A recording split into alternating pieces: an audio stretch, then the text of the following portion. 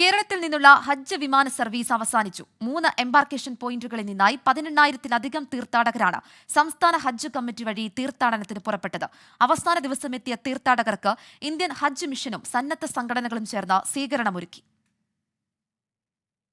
ഇന്ന് രാവിലെ കണ്ണൂരിൽ നിന്നെത്തിയ വിമാനത്തോടെ കേരളത്തിൽ നിന്നുള്ള ഹജ്ജ് വിമാന സർവീസുകൾ അവസാനിച്ചു. 166 സ്ത്രീകൾ ഉൾപ്പെടെ 322 തീർത്ഥാടകരാണ് ഈ വിമാനത്തിലുണ്ടായിരുന്നത്. ഇന്നലെ കരിപ്പൂരിൽ നിന്നുള്ള അവസാന വിമാനത്തിൽ 143-ഉം കൊച്ചിയിൽ നിന്ന് 213-ഉം തീർത്ഥാടകർ സൗദിയിലെത്തി. ജിദ്ദ വിമാനത്താവളത്തിൽ ഇന്ത്യൻ ഹജ്ജ് മിഷൻ പ്രതിനിധികളോടൊപ്പം നിരവധി KMCC, OICC പ്രവർത്തകരും തീർത്ഥാടകരെ സ്വീകരിക്കാനെത്തിയിരുന്നു. ഹജ്ജിൽ എത്തിയ പാട് തോന്നിയ ഭയങ്കര സന്തോഷമാണ്.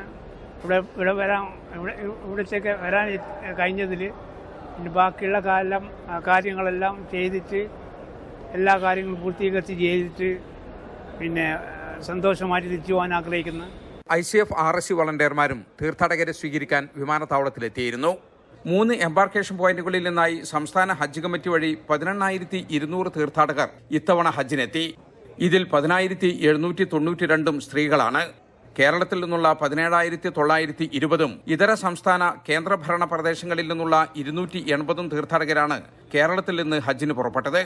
കരിപ്പൂരിൽ നിന്ന് 64 വിമാനങ്ങളിലായി 10,490-ഉം കൊച്ചിയിൽ നിന്ന് 16 വിമാനങ്ങളിലായി 4,477-ഉം കണ്ണൂരിൽ നിന്ന് 9 വിമാനങ്ങളിലായി 3,208-ഉം തീർത്ഥാടകർ ഹജ്ജിനെത്തി.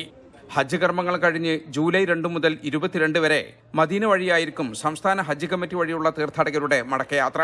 കേരളത്തിൽ നിന്നുള്ള 3 എംബാർക്കേഷൻ പോയിന്റുകളിൽ നിന്നായി 89 ഹജ്ജ് വിമാനങ്ങളാണ് സർവീസ് നടത്തിയത്.